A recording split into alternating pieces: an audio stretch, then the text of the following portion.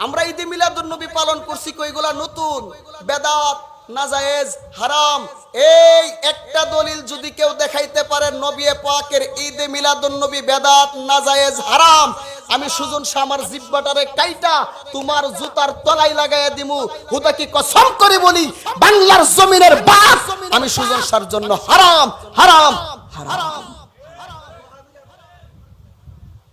নবীর কোন সাহাবীরা করে নাই, আপনারা কোথায় থেকে করেন? নবীর কোন সাহাবীরা আপনার মতন বেয়াদব ছিল না।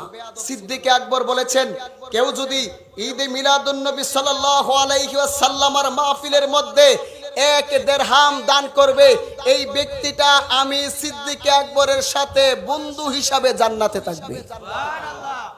তো নবীর সাহাবী ঈদে মিলাদুন নবী পালন করে নাই। সাহাবী তো অনেক ঊর্ধ্বের বিষয়।